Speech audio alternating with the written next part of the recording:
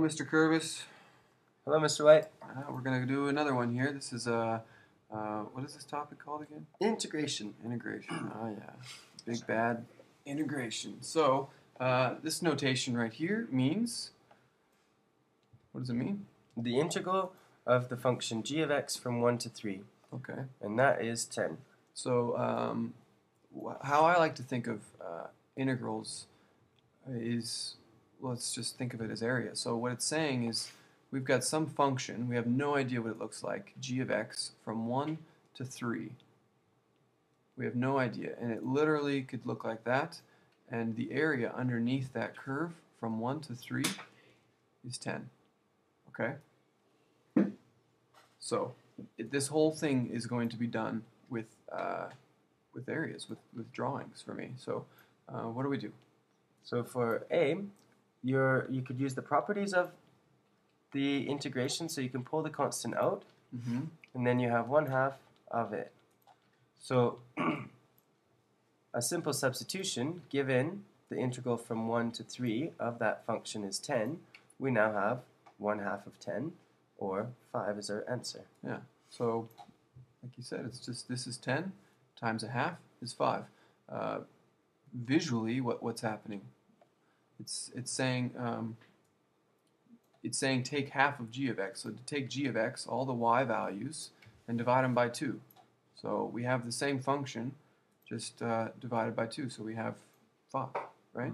Yeah, show that red line on there. So that would be good. Yeah. So that area below is half. And when you're multiplying by a constant out front of a function, from our very first unit in functions, that is a vertical stretch from the x-axis. So a stretch of 1/2 will make it closer to the x-axis, and so the area under goes from being 10 to being 5. Good, good. Okay, so the next one, we have... So again, we can use our properties of integrals to break this up, and we'll also show what it looks like graphically. So an addition of 2 integrals, we could break that up into the integral from 1 to 3, g of x, plus from 1 to 3 of 4.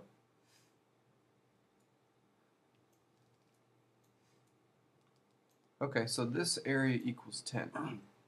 Now, what Mr. Curvis is saying is we have g of x, and which is a bunch of y values, and then we add 4 to all the y values. So what's going to happen to this function?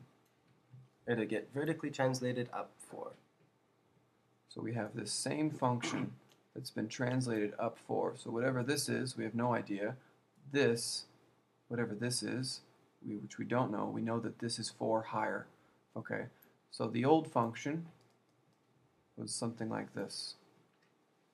And we know that this is 10. And we're just adding this piece right here. Get rid of this 10 now. We're just adding this piece right here, which should be, we know it's 4 high. Well, how wide is it? From 1 to 3 will be 2 wide. Will be 2 wide. So this piece would be what? 8. 8. So we have this 10 from the original. It's shifted up 4.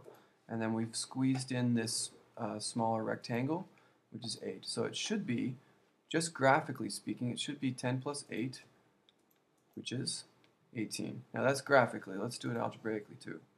So what were those properties you were talking about? So then you can break that up into the integral from 1 to 3 of the function g of x with respect to x, plus the integral from 1 to 3 of 4 with respect to x. Good. Okay. This one's given. It's 10 plus, and then the integral of 4x. 4 is 4x. Sorry, 4. Give you the answer there.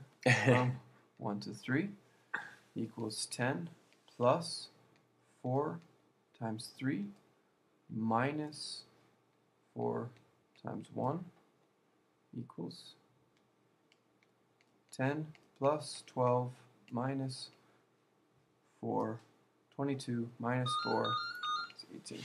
Good. So if you're in an exam situation, you need to decide if you prefer to think about things graphically or algebraically due to your time constraints. But we'll go through as many of these problems showing and linking the two different forms of representation so that you can make the decision for yourself.